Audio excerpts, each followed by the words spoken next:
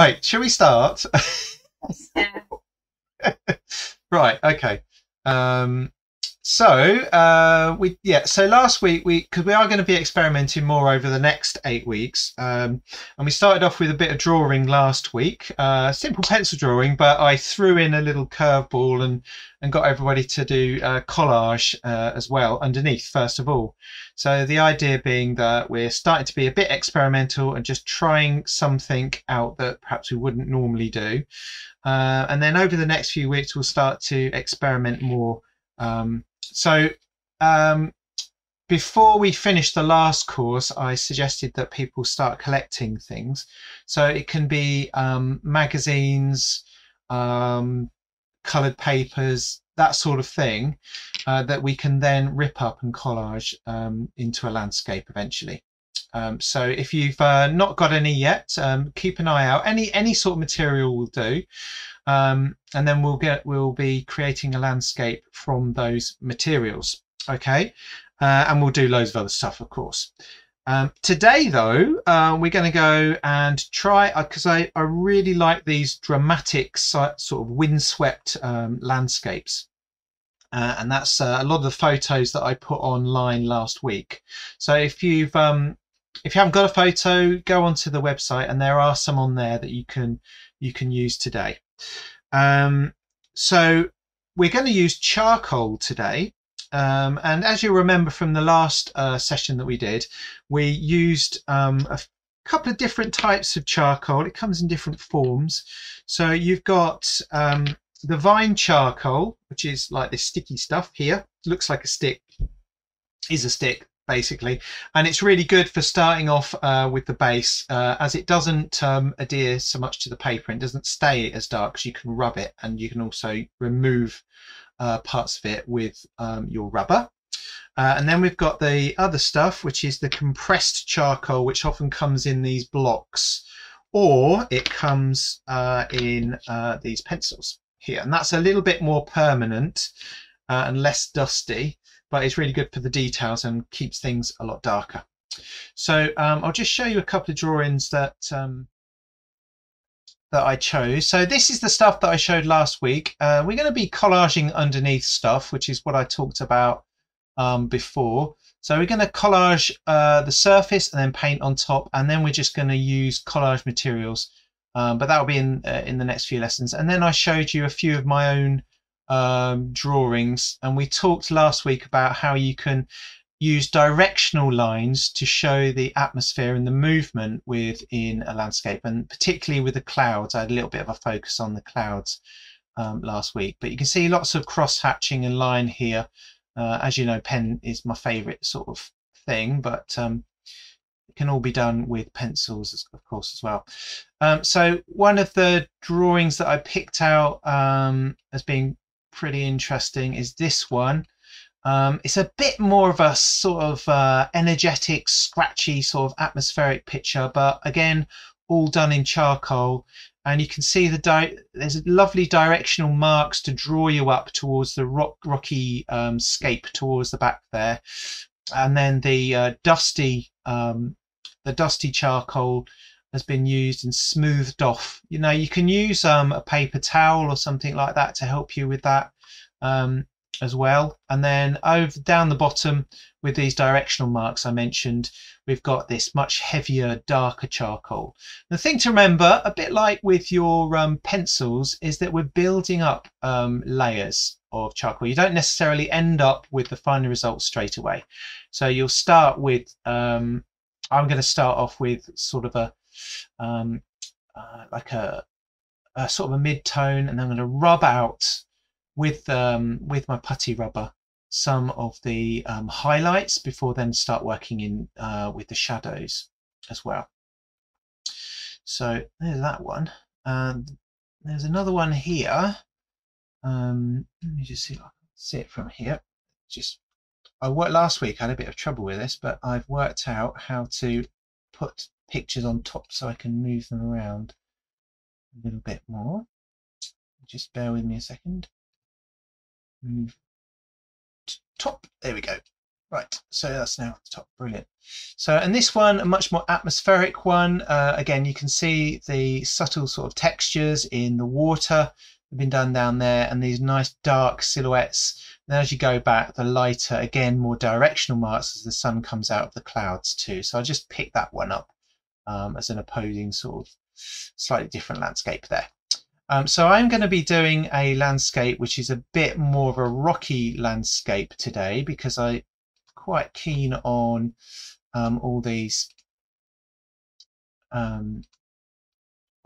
really hard, edgy sort of shapes that you get on landscapes, a bit like this, but also this directional sort of movement of the clouds again, which we talked about a bit last week. So I'll just show you the picture that I'm going to do. In fact, this one is also a really rocky landscape. Let's go down here. So I've got that one that I was just looking at. I was pondering whether I should do this one or this one, but I've decided and I've started on this lovely landscape here. So you've got this lovely detail towards the front. You've got strong highlights and deep shadows, and then this focal point being the tree towards the back there. So it leads you into the picture, and then perhaps you look further back into the landscape as well. The clouds are also coming kind of towards us off to the side.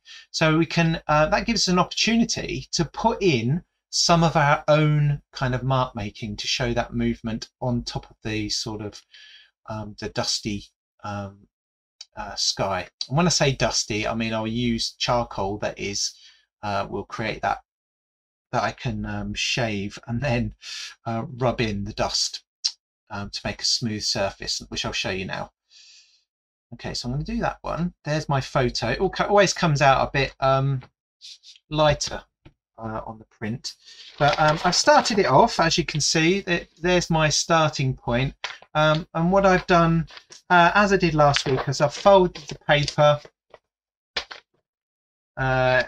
You get a quick grid like this, and then you start off by drawing. I mean, you can draw individual sections if you want, but I've started by just working out where this whole rocky area is going to be, which is just along here, and then the horizon line and roughly where that tree will be. I'm not drawing all of the details in straight away, because basically I can add those in with my graphite pencils later on. Where's the fly?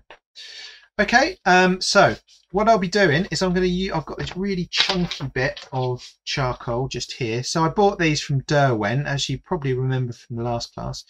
And what you can do to get you started really is you can shave it. I'm using like a little knife, scalpel blade. Yeah. And this is the willow charcoal again, so it should rub out quite nicely. So you don't have to go really mad to begin with. If you just get some tone down on the surface, you can use your finger to rub it in.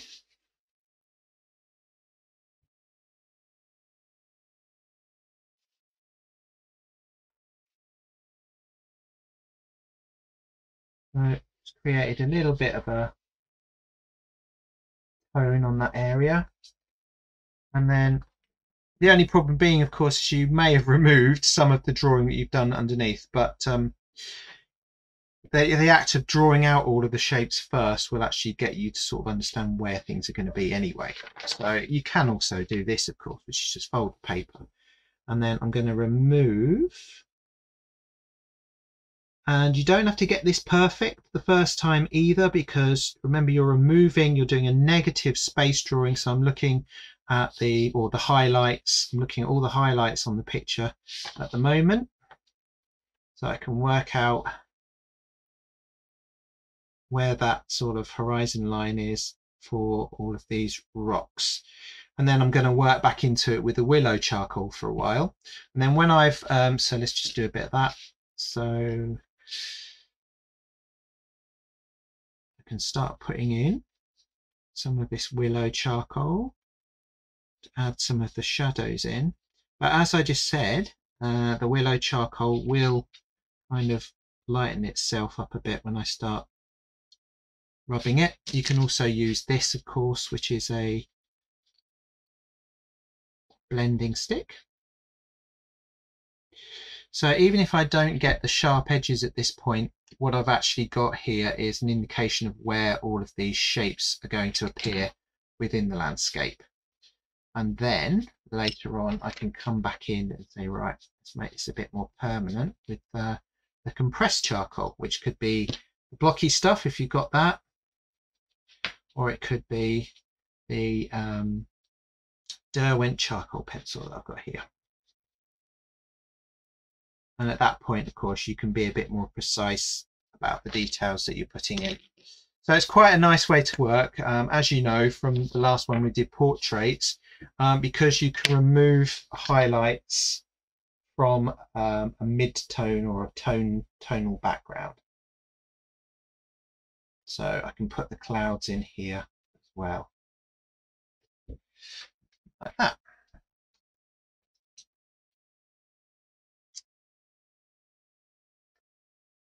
And then later we can do things like this down the bottom, which is all this lovely grassy stuff down here. So you can use, again, you can use your rubber to take out some of the highlights. And also you might have a white charcoal pencil, which I seem to remember using this before. You use that to put in some of the fine blades of grass and things. Okay, so that's what we're going to be tackling today. There's plenty of photos on the website. This is a picture here. This is quite a nice one as well for this sort of thing. This one is a picture of Stanage, I think Stanage Edge, up in the Peak District, which I've been to a few times when I used to go climbing years ago. And this will be somewhere as well famous, but I can't think of where it is at the moment. Okay, so that's what we're going to be doing. So does that make sense to everybody? Yes, but can I ask you, Jamie, will that one be all right? Let me just have a look. Wait, there. Not very rocky, but I've drawn it all out now. Yeah, I mean, it doesn't have to be a rocky landscape, of course. You know, it can be. Yeah, you see, that one is very much like the other picture that I did, isn't it? Yeah. This one. I think I've done two, actually. I did two. I did this one as well. Yeah. And I can't see hardly any of it. It's not come out so clear. Yeah. Yeah. Well, that it partially be the printer, that will, because you do you often lose a bit of detail in the printer, particularly on an image that doesn't have large areas of contrast in it. I said to my daughter, I'd love to know how you do that.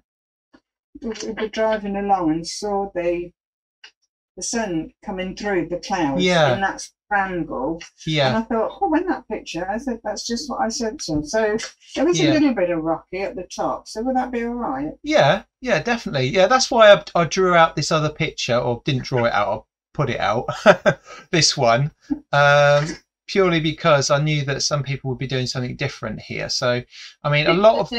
Well, sorry? Pardon? I picked the same one as well, same as Anne. What, like this? Yeah.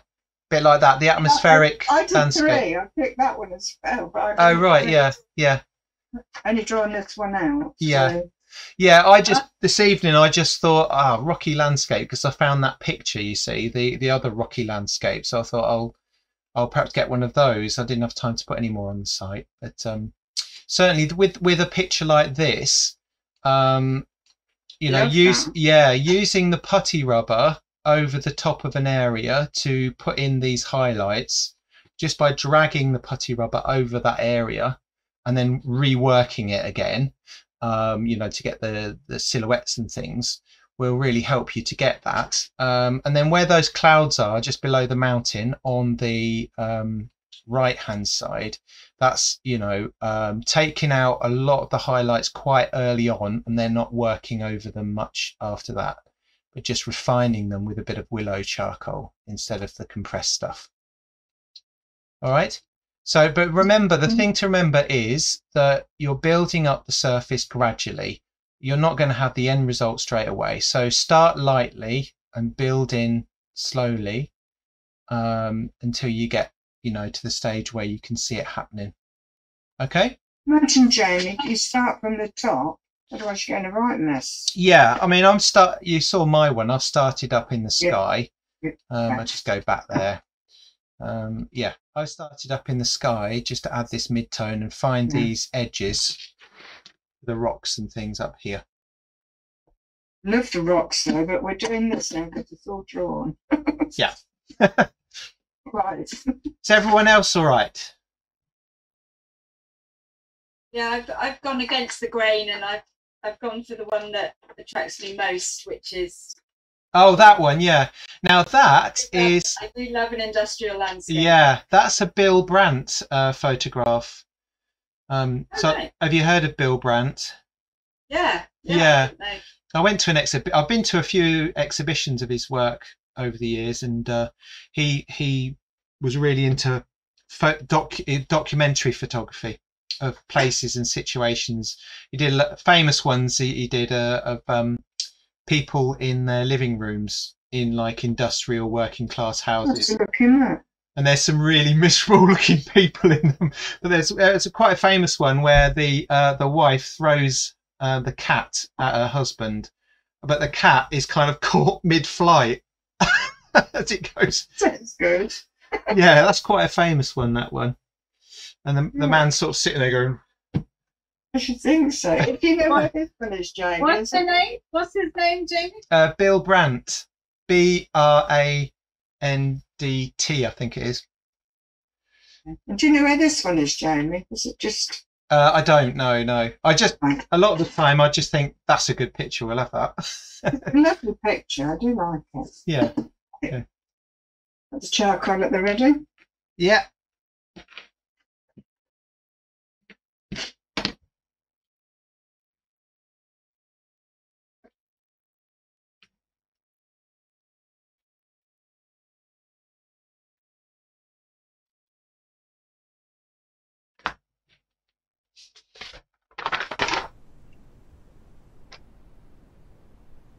Rightio. Okay, so I'm just about to start off, as you can see, drawing the rest of this picture. I do in just a few minutes add some more charcoal mid-tone to the bottom area of the image, so that I can start removing or subtracting the highlights from those from that mid-tone that I put all over the picture. But you'll see that in a few minutes. There we go.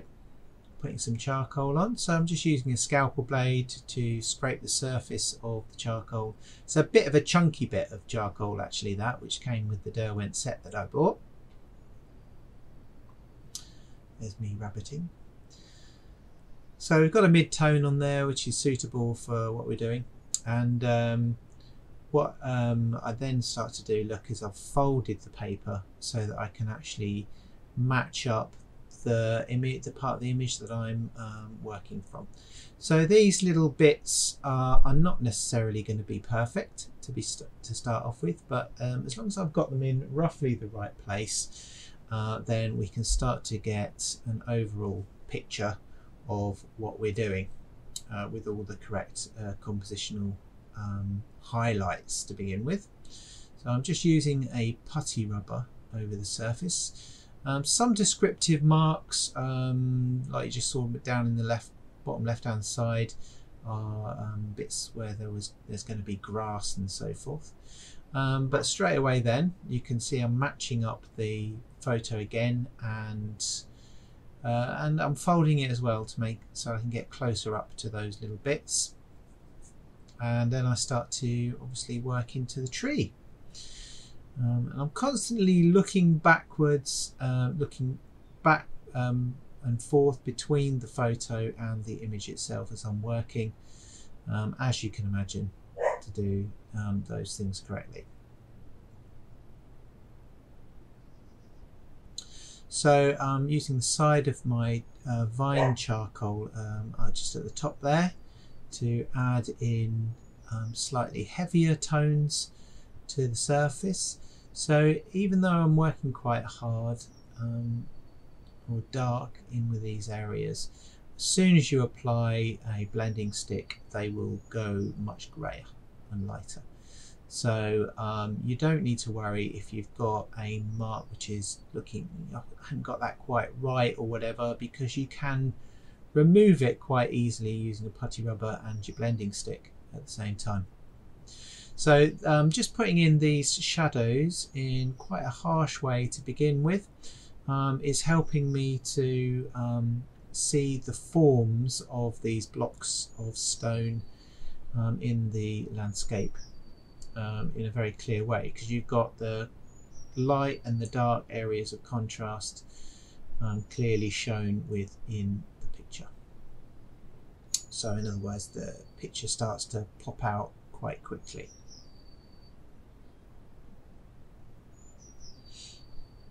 There we go, moving across. So you saw me just picking up the blending stick. The blending stick is fantastic as well, because what it does is it gives you the opportunity to create mid-tones. As soon as you start rubbing, as I said, with your blending stick, you'll find you can move the dust of the charcoal around to other areas you perhaps missed, but also it automatically creates these mid-tones in the block, so you're not going really dark straight away.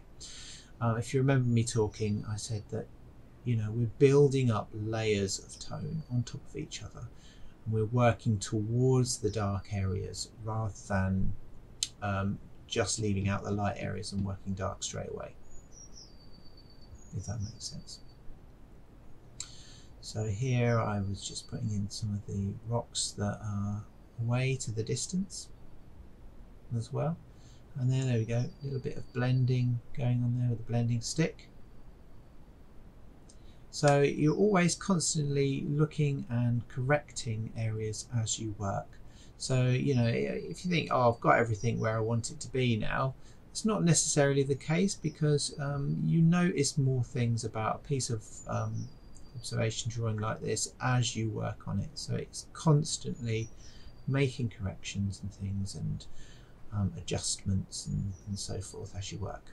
So in the sky there, I've added a little bit more of the tone and shadow, as you can see in the sky there, to darken down the bottom of those clouds, those cumulus clouds that we've got in there. And you see it's starting to take shape now. The nice thing about this picture is the diagonal lines, and including the ones I'm going to put in the sky a bit later on, and in the rocks, all lead towards that focal point, which is the tree in the background. So I'm still working, I think, with the vine charcoal at the moment. Going back in occasionally with the rubber. I think actually I've got the pencil there as well, the charcoal pencil at the same time. Yeah, keep switching between it. There I was just using the block of charcoal, which is a square shaped compressed charcoal, which is a little bit more permanent, so it allows you to get a bit darker quite quickly, and blending it back in again afterwards. So now we've got this light, nice dark shadowy area on the top of the composition. Now there we go, look, I'm using the charcoal, compressed charcoal pencil to put some lines in the sky, which gives it that sweeping feel, which also adds this kind of dynamic feel to the picture, because we're going diagonally towards in the direction of the tree. The clouds are sweeping towards the background, and the rocks are going again towards the tree, but kind of pointing, or not pointing, but angled in a slightly different direction as well, or the other direction. So it's almost creating this arrow sort of shape towards the tree. So here I was working with a bit of tone around the tree, and you can see some of the tree got a little bit obscured at this point. That's because some of the tones are more closely matching that of the tree, but I do go back into it in a little bit with the charcoal pencil, compressed charcoal. There we go. So I noticed, looking closer at the tree, that one side was a little bit darker than the other. You can't see so well on here, but I left one side of the tree a little bit lighter with the vine charcoal, and the other side darker, because the light's coming in from the right hand side. So you can see, you know, I'm doing the tree, but sometimes I hop around a little bit and do other parts of the background. There you go, see a little bit of cloud, a bit more blending. Because I know that this object is exclusive in itself, in that it's the focal point, but it's still part of the rest of the picture. So if you carry on working on other areas at the same time, you can make it kind of gel, if you like, and be a bit more part of the rest of the picture. So it's started to take shape a little bit more. Now I don't actually get to, I don't finish this picture in this week's lesson, because I decided to do something else, which you'll be able to see in just a few minutes.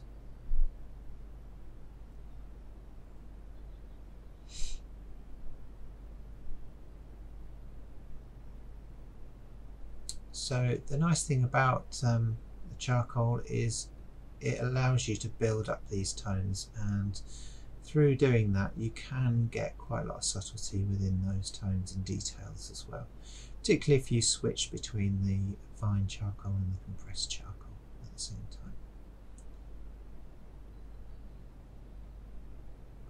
And of course, with any drawing, the more you do, the more you notice as well. So from the start I said to everyone it felt like I was going to finish this drawing very, very quickly, but then as I worked on it I realised I could go much further. That was just me explaining, by the way, the type of paper that I've been using. So I've been using some quite cheap watercolour paper that I bought a number of years ago, because it picks up the charcoal. The charcoal seems to lift off of it quite well. In my next drawing I used newsprint, which is a really thin paper. But yeah, that was quite a lot of fun doing that one. As you can see, there's quite a lot more I could do, but I just don't get the time to do that because I switch drawings a bit later on.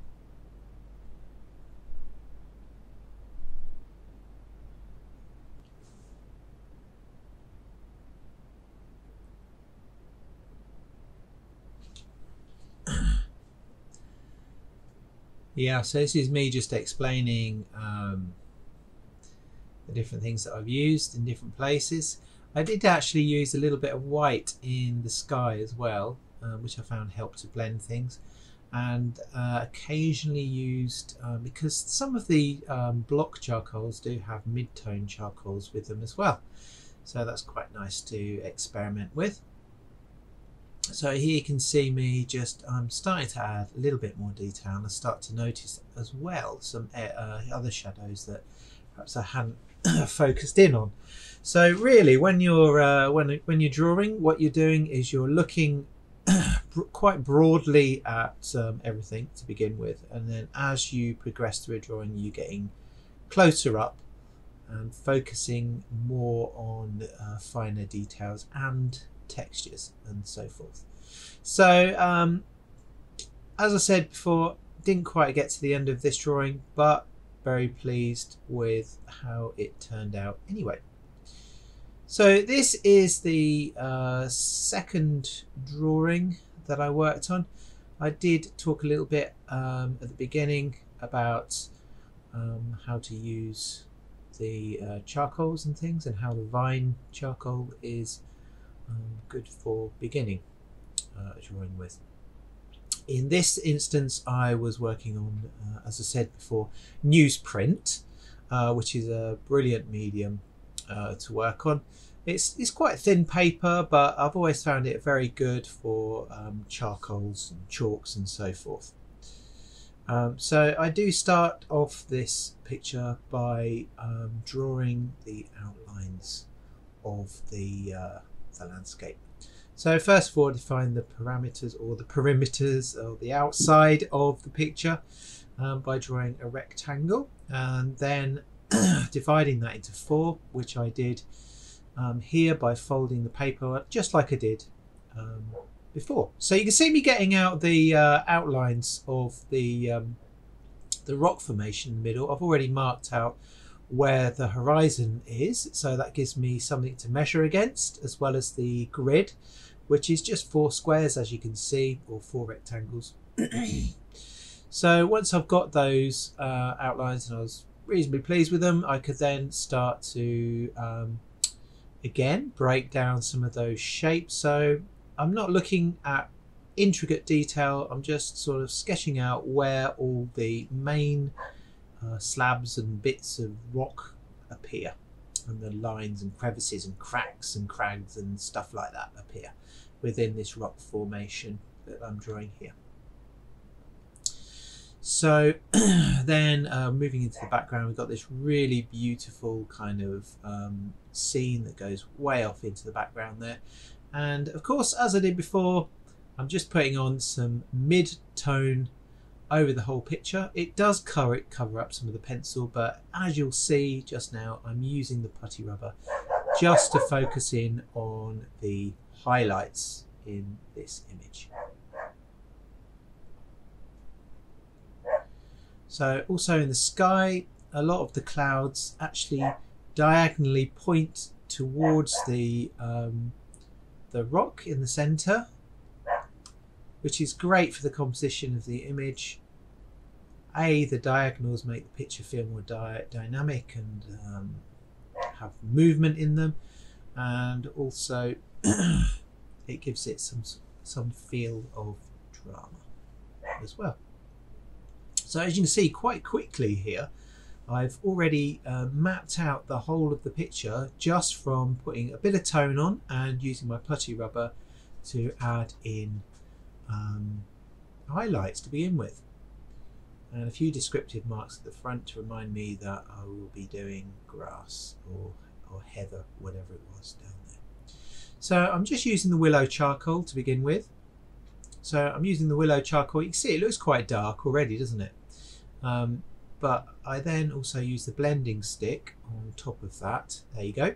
And that blending stick actually moves some of that darker willow charcoal or vine charcoal into some of the other areas and creates midtones. So again, bit of vine charcoal just to darken bits of the sky down, and I've added a little bit of detail around those clouds as well. So already coming along quite nicely.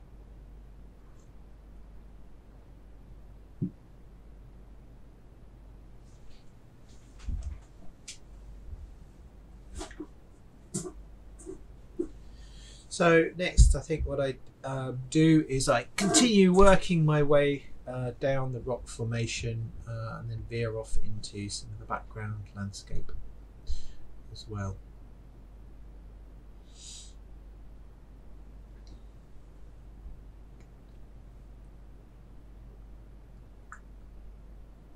There we go. That's it. So obviously these marks look quite harsh at the moment, but they do soften down a little bit, and then I bring in some of the darker shadows back. So I'm just adding a little bit more in the sky, as you can see. You see the picture's already kind of taking shape. The thing to always bear in mind when you're working on a landscape is to think about where the light is coming from as well, or at least looking for where objects have a shadow cast upon them. So here I am looking a bit more at the detail in the rocks, as in where the cracks and everything are. But I'm not being overly precious. The nice thing about this is that I can remove areas as and when I'm ready as well. So it's no point in being too precious. So here again, look, I'm using the blending stick exclusively on most of the picture, occasionally nipping back into the putty rubber or the kneaded rubber. This just helps to soften some of those harsher marks that I mentioned earlier. The nice thing with the blending stick as well is that if it gets enough graphite on it, or it gets enough charcoal on it, you can actually kind of make marks with the blending stick at the same time too.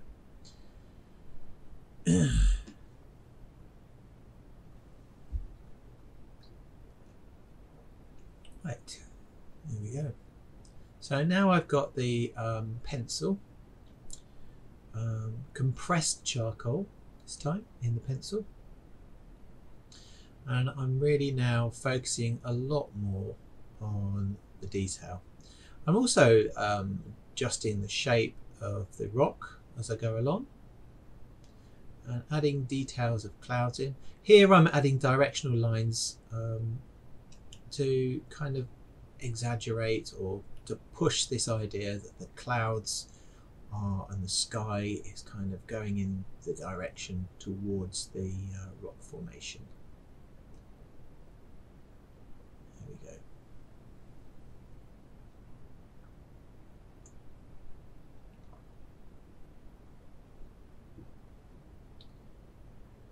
Adding some finer details in. As we progress through this drawing in the lesson, we had about 2 hours to do our work, you know, more like an hour and a half, I suppose, after we'd all chatted and discussed things. But about halfway down here, I decided I needed to speed up a little bit.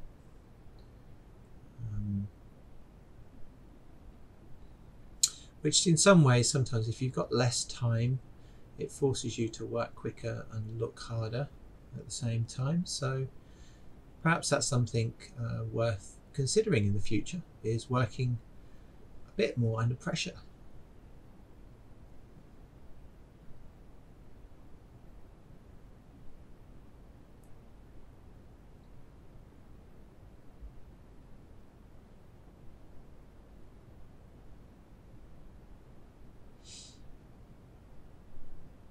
So there's some really lovely heavy contrast now between the white on the picture, or the newsprint, and the actual rocks and some of the sky as well.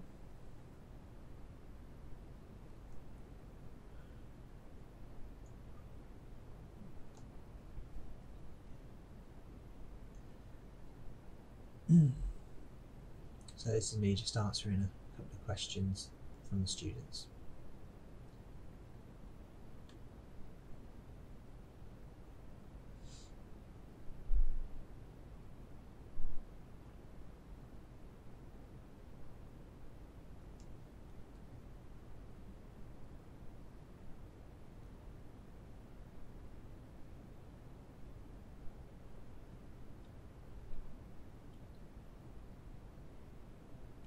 So one thing that's sometimes useful is to, when you're looking at the lighter areas of a picture, is actually look at the white of paper as well, and compare that white to an area that you perhaps think is really light and doesn't have any tone especially in it.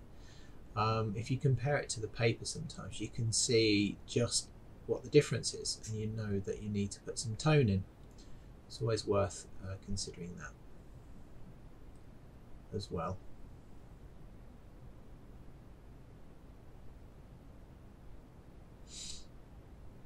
So just up there, I was being a lot looser because I did decide to speed up at this point, but in some ways that's quite nice too, because you get the movement coming out of the arm actually translates onto the paper. So rather than being slow and perhaps tight in the way that you work, you end up being a bit looser and freer, and even more kind of bring some more of this natural feel to drawing as well. It's quite a nice approach.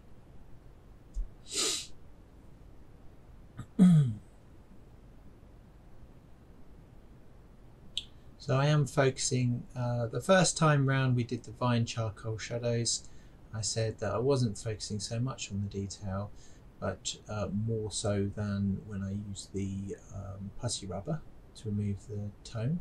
Here I'm focusing a lot more now on the tones inside and the details inside of the rocks and so forth. So I've changed my mark making here. It's much harsher, more scratchy mark making. We've got this kind of heather or whatever it is in the foreground here. So I'm using more of a lines that are more vertical but slightly horizontal, slightly diagonal towards the rock as well. And again, that helps to point towards the main focal point of the picture. And also on the boulder just beyond the heather, I've used a few light lines as well to suggest the shape of the boulders in the foreground too. And here I just realised I haven't done much up there, so I'm just adding some more lines over that, and you can see how I'm using those lines and then blending them on top to get this kind of soft feel, but also this sense of movement within the sky as well. It's quite a fun drawing to do, and the nice thing about working big is that you can get into this detail at the same time, so it's a lot of fun.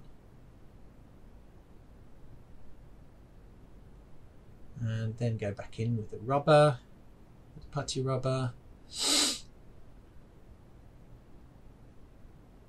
And because we had about 5 minutes left, I was just trying to get stuck in with the background. But not a bad little lesson, and I hope everyone enjoyed that. If you've got any questions, just send me a message and or put your work onto Facebook and I'll have a look for you.